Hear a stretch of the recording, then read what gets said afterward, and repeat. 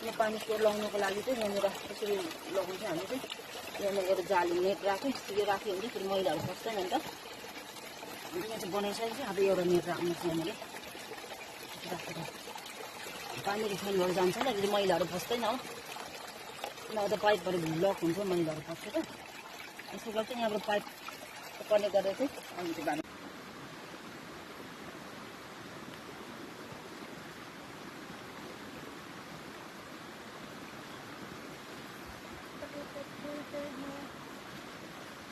अलान चाहिँ खोलाउनु सक्दिनु छैन साथीहरू अझै पानी रहेछ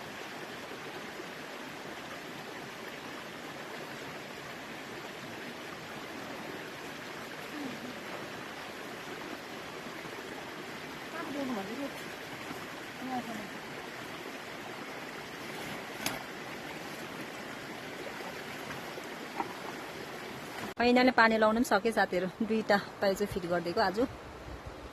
तल र माथि दुईटा